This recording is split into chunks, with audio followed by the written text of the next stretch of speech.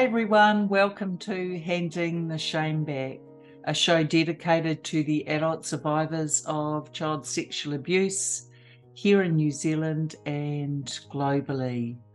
We know the numbers are growing. We know there are many people out there who are struggling to deal with this. So this is one small way of bringing you a little bit of solidarity, some support, and other like-minded survivors.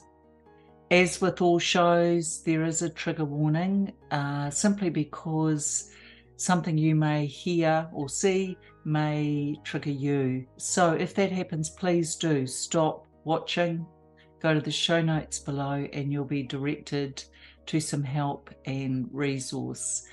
In the meantime, it's my absolute pleasure to bring to you today an author and survivor and an activist all the way from southeast London. Her name is Chris Tuck. Welcome to the show, Chris.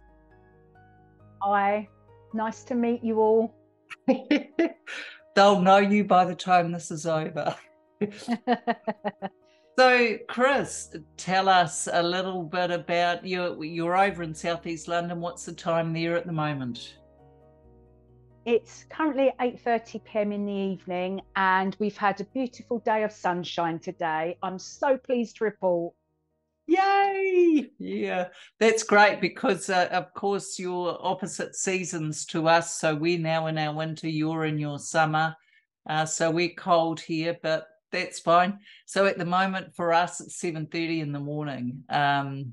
But so lovely to have you here and to talk to you again. So, Chris, I guess as with all guests, all fabulous survivors, we always start really with your story. So your history, as much or as little as you're comfortable to share. So, my story started in 1970 when I was born, and I have two brothers and one sister, and we had a mum and a dad. We got to the age of me being 7, and my mum and dad split up. They got divorced. My dad remarried a lady who had 7 daughters. My dad was convicted of child sexual offending in 1981 when I was 11 years old. So he went away for that to prison. We were left with our stepmom, who then mentally and physically abused us and starved us. My mum went through the British court system to get custody of us, and I went back to live with my mum in 1981, just after my dad was imprisoned and my mum got custody of us. My mum had remarried, and unfortunately that partner was an alcoholic and a no good person as well. So my mum and dad were in a domestic violence relationship. My dad and my stepmom were in a domestic violence relationship, and my mum and my stepdad were in a domestic violence relationship. So we grew up with all of this, witnessing domestic violence literally on a day-to-day basis. With my mum and stepdad, I lived with them from the ages of 11, just before my 16th birthday, when I left home. And in that household, there was mental abuse, physical abuse, and sexual abuse. For me, the sexual abuse happened outside of the family home when I was 9, and then I was sexually assaulted by my stepdad at the age of 15.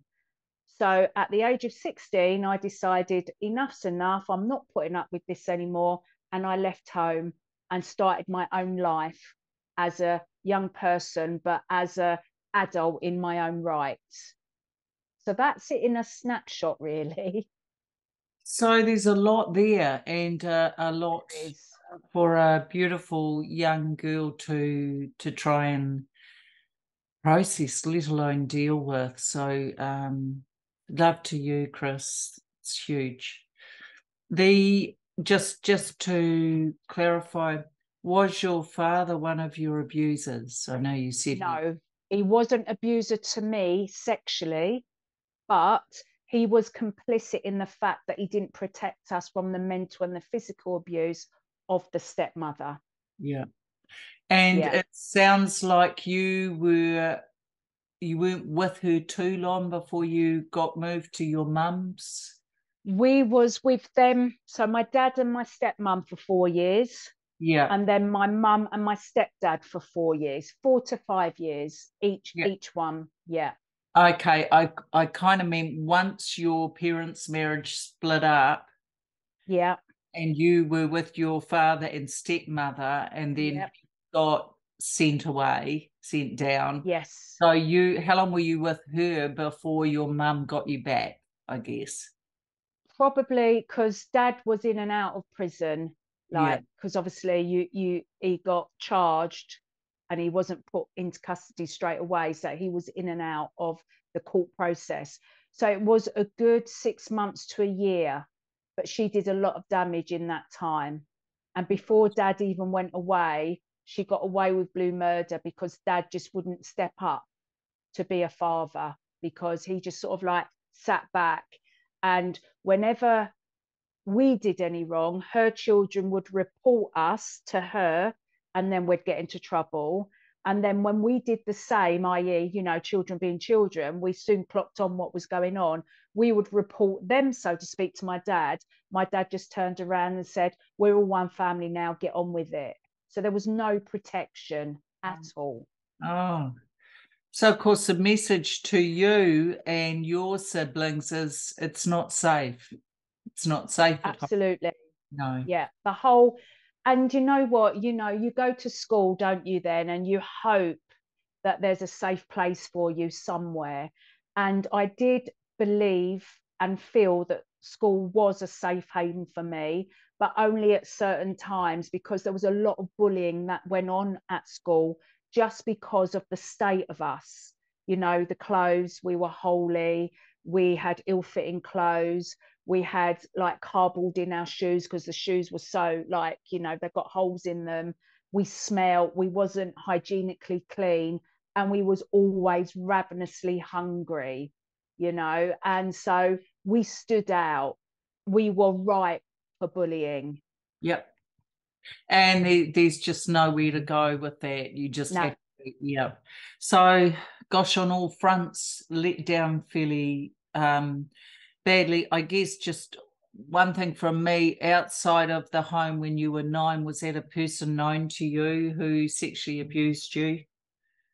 So again, Gloria, when you have got a very uncaring and dysfunctional and chaotic home life, you are wary of outsiders, but at the same time, if someone shows interest in you, i.e., they smile at you, they befriend you over a period of time, they give you sweets when you've never had sweets or you don't have sweets very often, um, there's a little bit of trust built up. Yeah. So this man used to park. He was a bus driver, but those little buses, school buses, almost not a lot bigger than a transit van, not a coach, but one of those little buses, probably 12 to 16 seats in it, so it was tiny. He used to park that outside our back gate in Bromley, where I live close by now. And he used to sort of, like, we were playing outside, and he used to say, "Oh, would you just keep an eye on my van, make sure no children, like, sit on it." So he built up a rapport with us, because he used to park outside our house every single day. And yes, we were wary of him, but at the same time, because it was a school bus, it almost gave off this image of safety. Yes. And because he was always smiling and having a conversation and a laugh with us, eventually he said, "I haven't got any sweets on me today, but I've got some back at my house. Do you want to come with me?" And there was 3 of us. So we felt like, over a little period of time, safety in numbers, nothing's going to happen, even though we didn't know, anything about what might be happening or whatever. So we went back to his house, and it was literally a 5-minute walk from where he parked his van. And yeah, we went into that house, and all 3 of us were sexually assaulted one by one, and didn't know what was happening. only knew that it felt wrong, only knew that we wanted to get out there as quickly as possible. And basically, when we sort of like started then becoming a little bit of emotional and a bit noisy for him to handle, sort of like opened the door and he said, "This is like our secret, please don't tell anyone." And we just ran, you know. Yeah, I'm not going to go into the details of this sort because it's still triggering, even though I've had lots of therapy. But I was 9.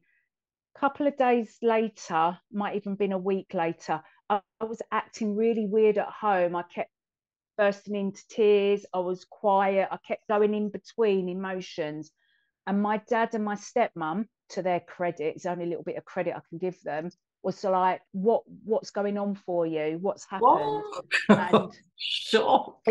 yeah, shock, because that just wasn't in their nature to ask us what was going on. So I must have been acting really out of character. Anyway, long story short, they took me down to the local police station and we reported what had happened. And at the police station at the time, this doesn't happen now, by the way, but at the time, the police wanted to do an internal investigation on me to see if I'd been raped, and I hadn't. But that was sort of like normal practice to see if there was any evidence. Okay. So I actually had an internal examination in the police station back in 1979. And that investigation, that internal, was more traumatizing to me over the years than the actual abuse that I had endured. Yeah. And I understand that the police were really like kind at the time, but for a young girl, when she was asked, when I was asked, did anything happen, i.e., penetration happen, I said no, because they were quite explicit in, did anything happen, you know, penetration of any kind. And I said no, but they wouldn't take that no as an answer. And I still had to go through that internal investigation. And once that happened, no one said anything about the event ever again. I got no support, nothing. It was all sort of like just brushed under the carpet. But I can tell you that incident and that response has been with me right till this day, and I'm 53. Yeah.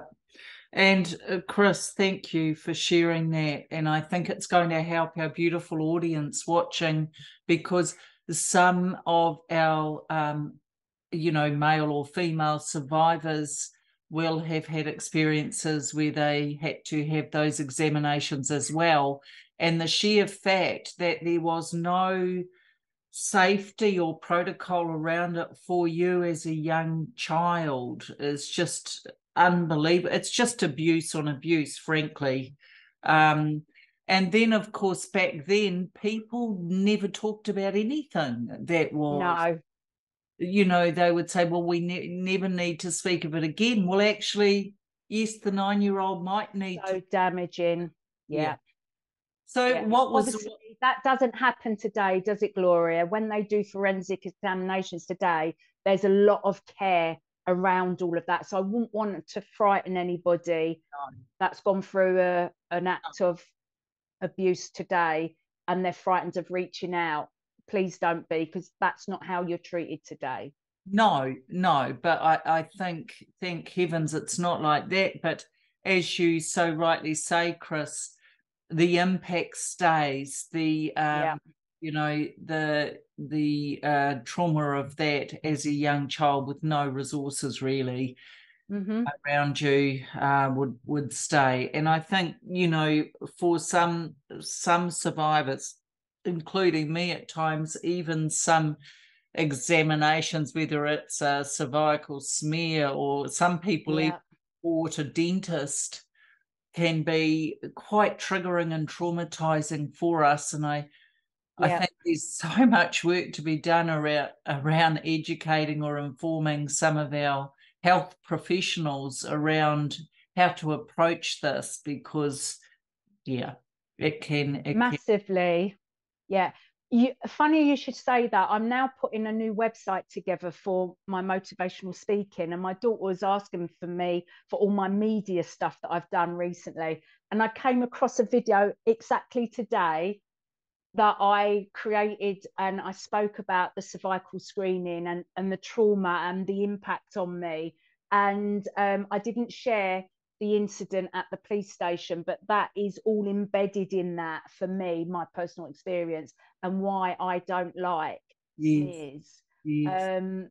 The health profession really do need education and awareness around trauma and the impact on survivors because of what we've gone through. I think so. Definitely. And for all our beautiful survivors watching, and I'm not just talking to the wonderful women out there, I'm talking to you men as well. Any type of examination. So obviously for prostate, there's different tests and things, and just heart for all of you, because we understand the trauma and we understand the triggering that nature of all of that. So thank you, Chris, for sharing, because I think it's really important that, Yeah. for most people out there, it's not a deal, it's a nothing. For us, it's just straight back to ground zero, actually, Yeah. where all the abuse began and the non-permission. And one of the things that I've learned is to speak up and share what my needs are. So before I have any kind of health checkup or investigation or examination, I have a chat with whoever. So over the years, I've had many operations. So I chat with the consultant, I chat with the nurse before I'm in a state of undress, before I'm vulnerable. And I'll go, right, these are my needs. I've gone through this. This has been my impact. This is how I could potentially respond to you. If I disassociate, I might get angry. I might throw you off. I might come across like this. So in order for that not to happen, you need to do this. You need to tell me exactly what you're doing before you do it, and you need my permission. You need to make sure that I'm looking at you. So I've got eye contact to make sure that I'm not gone off somewhere. I need you to communicate with me very clearly, and I need you to do it very slowly. Yeah.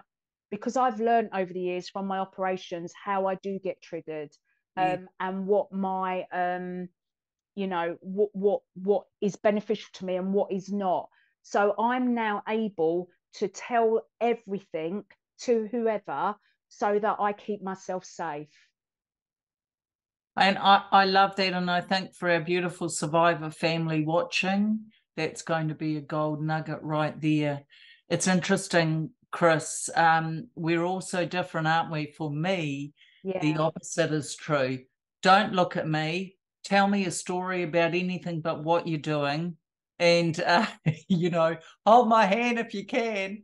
So Yeah. I think it's just, horses for courses. But I love the fact that you can do that. And I actually wish I'd spoken to another wonderful male survivor recently, and he was sharing that when he has examinations, he kind of has said to people, look, you need to just check in with me throughout and I'll give you a number.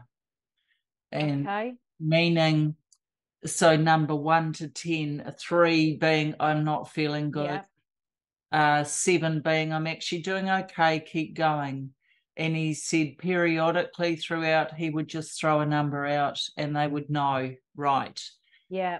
now we need to. So I think we need autonomy as survivors, and we need choice. Yes. We never had Yes. choices, so this all Yeah. layers upon So layers. again, what you were saying there, Gloria, is that you needed da da da. It doesn't matter what we need as No. long as we can communicate that and Yeah. they respect that. So we are all different, but I Yeah. think the golden nugget is, what is it that you need? Like that male survivor shared with you. What is it I need? What is it you need? And what Yes. do everybody else work out what it is you do need? Communicate that, because you then feel empowered, you then feel as safe as possible, and everyone's on the same page. So, Chris, you know, very valuable. And you and I talked initially, didn't we, at the pre-recording about, look, we don't know where this will go, but look at the gold already. So I thank you. So, Chris, just have one more question about you as a 15-year-old, if I may, and then I want to move on to the work you're doing now. As a 15-year-old, your stepdad chose to abuse you. Had you had any experience of grooming or kind of the looks or the comments or anything leading up to the actual abuse, or was it just a random experience for you? So, as I said, my mum and my stepdad were in a domestic violence relationship. So every day we witnessed this coercive control, this imbalance of power between him and her. And he used to use the benefits money to go out and get drunk. And when he came home from the pub, he came home at a certain time, all the time, as regular as clockwork. We knew that key in the door meant we had to act in a certain way. We had to be quiet. We had to behave. Yeah. And it doesn't matter how good we was, he would find something to pick a fight. The kitchen table would often be upended. The meal that we'd been slaving away at was often all thrown over the floor or up the walls. Then the argument would proceed with him and my mum. We would either cower in a corner thinking we might have to intervene, or we'd run upstairs and hide. It was one or the other. And when we were younger, it was more get out and hide. As we got older, it was more, right, I need to make sure mum's all right. Do I step in? Do I not? What do I do? You know, because we were all so scared.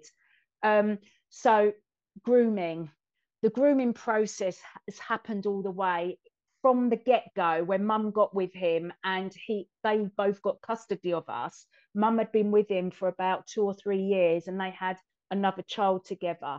So that relationship was well embedded. So when we first turned up into their lives, everything was hunky-dory. He was lovely. She was lovely. It was all caring. It was all nurturing. It was just so different from where we'd come from.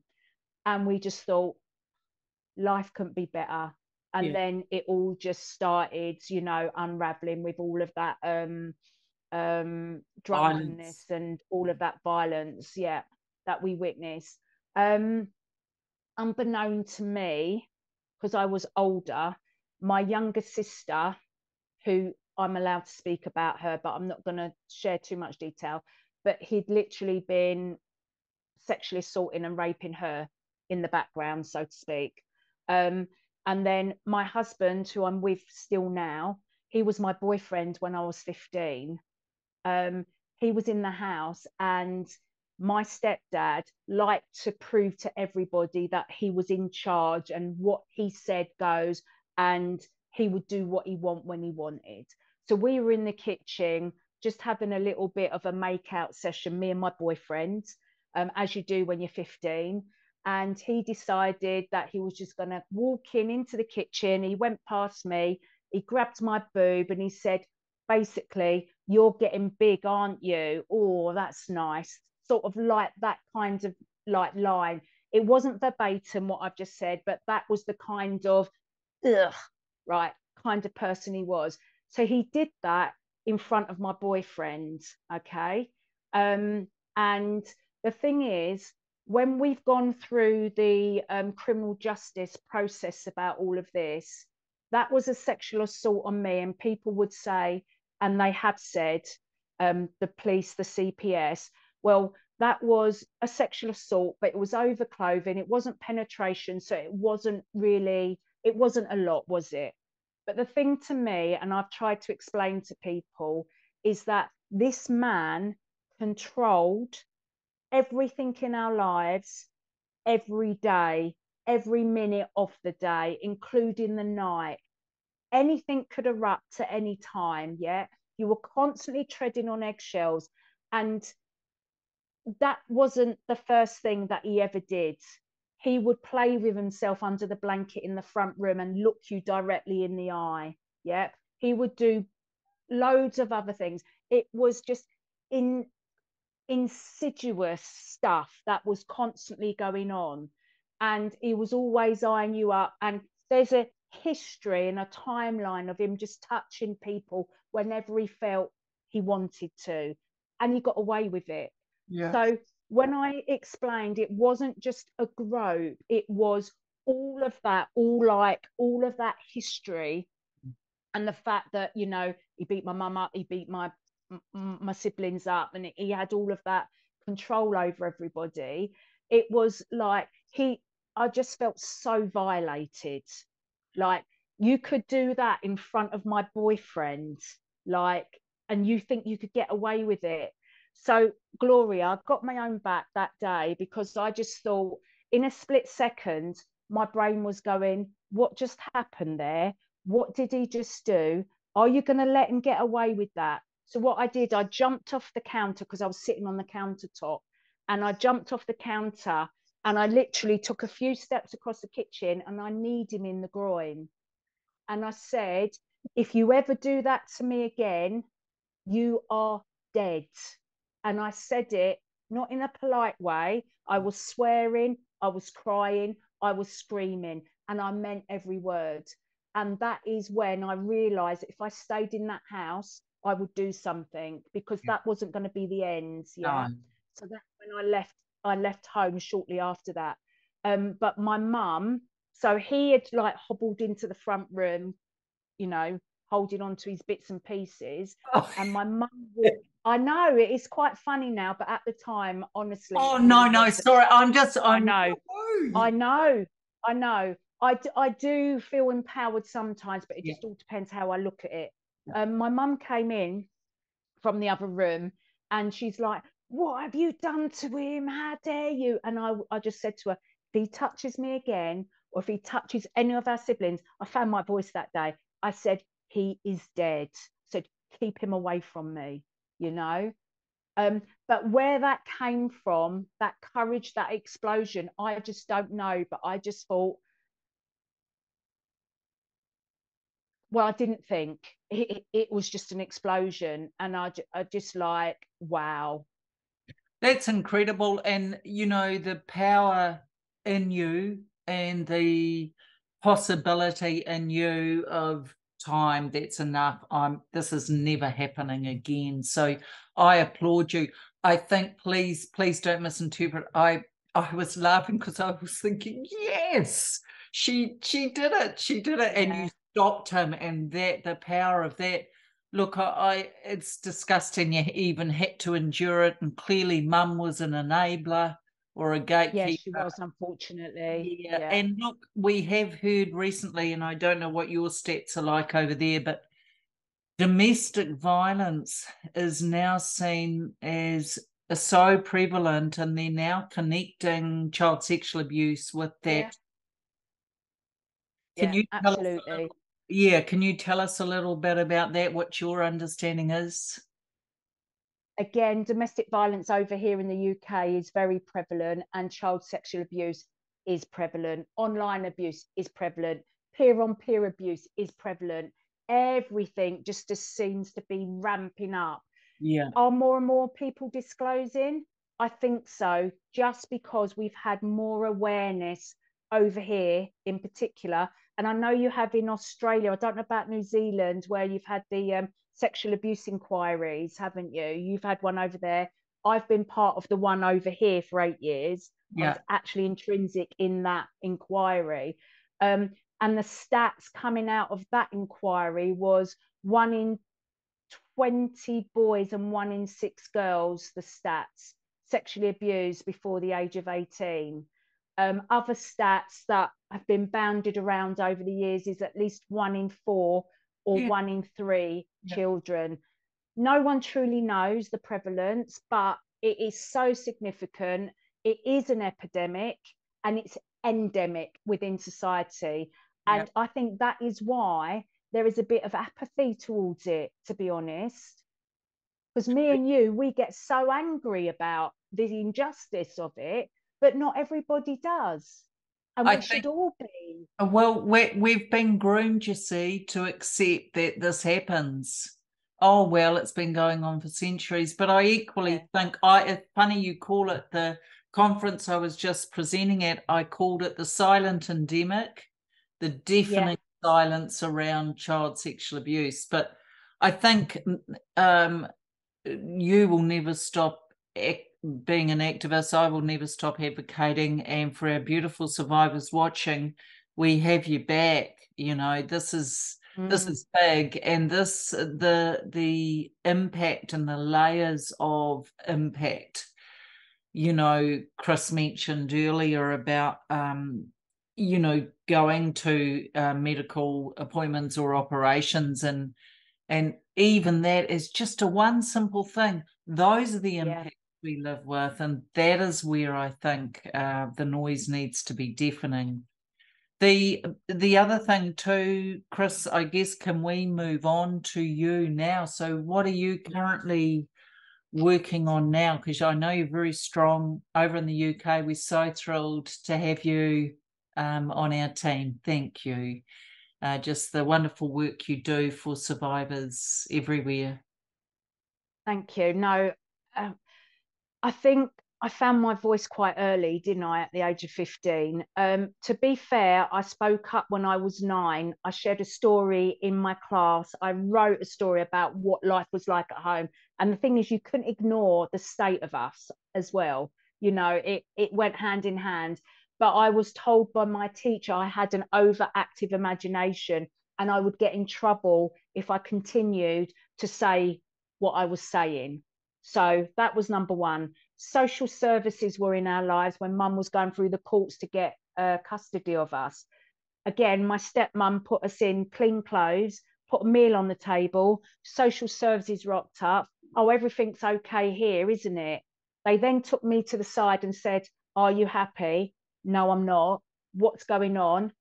I told them, these clothes are for show, that food is for show. And if we don't say that everything's okay, we will get penalised for that when you leave. So I told them all of this. Takes great courage for a child to do that. And guess what? They went back to stepmom and said, she said this. Is it true? Is it true? No, it's not true, says stepmom. They believe the adult, and then we get into trouble when they leave. So, you know, there are many times when some children and young people do speak up, but they are not believed. Okay. So going on to the work that I do now, I found my voice quite early, and I am really grateful for that, because I now not only speak up for myself, I spoke up for my siblings in different ways. And I have spoken up for other victim survivors that have come to me and asked for help. And I've used my voice to feed back into the independent inquiry into child sexual abuse over here that started in 2015. The book I wrote in 2012 about our lives through the eyes of a child, I actually gave to our then Home Secretary that set the inquiry up, Theresa May. And I said, if you truly want to understand the impact, read this book. And she did. And I've got a letter from her. She then became our Prime Minister for a while. I've got a letter from her thanking me for the insight that the book gave her. So the power of a victim and survivor's voice is amazing. It can have big power like that, or just the fact that you're listening to one victim and survivor and you can help them, whether it's to, you know, pass them on to other services, or it's just to listen to them and validate what they've been through. Every voice is important. Yeah. Okay. So everybody doesn't have to do these big things. But the fact that I felt empowered by using my voice and standing up for myself, that's put me in good stead not to take any crap from anybody. Sorry, No. can I say that word?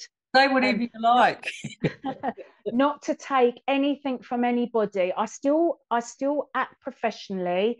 I will still respect people, but I don't take no BS from anybody. And I can smell BS from a mile away. Yeah. And I just will not put up with it anymore, Gloria, because I've got nothing to prove to anybody other than make the response to child sexual abuse and exploitation better for victims and survivors that have endured it. That's my only goal in life. And look, I love that you're doing that, and I think we certainly need more of you out there in the world. The silence is so deafening that It is. it makes me wonder about the agendas of the people who wish it to be kept quiet. And I'll Yep. leave that with you. But Yep. look, I think, Chris, our audience are going to be nodding along with us. And I guess one of the things I always like to share with people is your take on what helped you through, what's helped your recovery as a survivor of child sexual abuse. So in 2000, after having my son, about 18 months to 2 years, my mental health started to slide because I knew nothing about trauma. I knew nothing about impact. I didn't know any of this stuff from the past could come along and wreck your life. I didn't know any of that at the time. So I had a breakdown at work when I was 30. And that was the start of me falling apart, breaking down, and then having a breakthrough with my mental and my physical health. Last 20 years, I've become a trauma informed health and wellness coach. So I know about stress, I know about the brain, I know about how trauma affects us all mentally and physically. I know how to recover holistically. So managing your stress, nutrition, fitness, it's all important. So that's what I do for a living now. And I set up my charity in 2016. I wrote a health and wellness book based on my knowledge that I've gained over the last 20 years for survivors. And I share little bits of my lived experience as well as practical advice all the way through the book. And I've started this charity, and I have created an 8-week course based on the book, which helps victims and survivors overcome and work with their trauma so that they can lead happier and healthier lives, not one of destruction. Yeah, because most of us will turn to something to help soothe how we're feeling, to I, help bury what's going on for us. Yeah. So I try to go, you know what, no sticking plasters. Let's rip it off. Let's understand the pain. Let's speak about the pain. Let's give the pain a voice. Let's validate it. Let's do what we need to get that out of the body. And then let's put nourishment, love, and care and self esteem back in. And let's then turn up into the world how we are right now. Not as a damaged person, not as a person in pain anymore, but someone that can show up in the world and be the best version of ourselves that we can be. that's so amazing, and I'm going to ask you a few things. Do you have any of your books with you that you could show us? I can grab them if you want to give me a minute. I haven't got any here. That's okay. Do you You want go me to and do grab them. that? Yeah, and I Okay. will talk to the audience. So, audience, how amazing is Chris being able to share everything that she does and helps all of us out there who are surviving this and trying to come to terms with it. And look, as you know, there are resources out there, but I like the practical ones, and I like the ones that are written by or created by survivors. Because to me, if you're a survivor like Chris with lived experience, you are the one I want to read about. You are the one I want to hear from. So here she is. So, oh my gosh, awesome. So that's my autobiography. and Yes, 2 of my brothers and 1 of my sister have written a chapter each in there. And perfect. that's the health and wellness book that And I've written. that's beautiful. Are they both available on Amazon for us? Amazon, yep. Yep. Okay. And Chris, what's the name of your charity? Believe it or not, what it says on the tin, survivorsofabuse.org.uk. Perfect. Okay. And on there, Gloria, you can find out a lot of my little videos that I've done about myths and realities around child sexual abuse and exploitation, and a few other resources. Not as good as your resources, I must add, but still different resources. We're not, hey, you know what? We don't, what's the point in comparing? We're all Oh, just, I'm not comparing, but you know, yeah. credit where credit's due. Thank you. Thank you, Chris. I think we're very grateful, and just as we're moving into close, I would love to ask you, what advice would you give to our new survivors, the beautiful ones out there? Hello, lovely ones. We welcome you. Who are perhaps very new to this, still trying to find their lovely voice, feeling perhaps a bit wobbly. What advice would you offer, Chris? I would say take everything at your own pace. Don't do anything before you're ready. Maybe think about writing things down for yourself if you can't verbalize or communicate to people around you. Maybe write it down. And if you still want to share it with a safe person in your life, but you can't speak it, just give them your handwritten notes. Yeah. And then maybe that will open the communication for you to get that support that you need. But most importantly, never compare yourself to anybody else. Whatever you've gone through, if you have an impact from that, it's justified. Validate it and seek help and support for it. Yeah. Because someone might have one incident of a crime committed towards them. Another person might have multitude of incidences of crime perpetrated against them, but the impact could be just as bad on both, or even more impactful on the one that's had one incident. So there's no comparison when it comes to what you've experienced. If you've had an impact from it, you need to deal with that impact, get the help and support that you need, and just don't feel that this is your fault, and don't feel that you're alone, because you're just not. No, and I love that. And just as we're closing, I love what you've just said, because I think I liken it to this: whether it was a one-off incident or whether it was many with many perpetrators, the point is you and I and Chris and whoever you know who's also a survivor, it evoked one of our 4 or more trauma responses. That's our commonality. If you have a trauma response, we stand with you. The point being, there is no more or no less, there just is. Yeah. So please know that. I love that, Chris. Can you please stay? Oh, so sorry, just as we're finishing, Chris, is there anything you would like to add that you haven't had an opportunity to today? Oh, wow. Um, so much. I think it's everybody's responsibility to stand up against child sexual abuse and exploitation, or any form of abuse, whatever it is. We've got too many people that either don't want to admit it's happening, or don't want to upset anyone by stepping in. Yeah. We all have a responsibility to protect children. So we need to start acting upon that and actually do it and follow through with it. Because children, they are the future. I know Whitney Houston said that famously in a song, but they're so vulnerable. They haven't got a voice, and us adults have.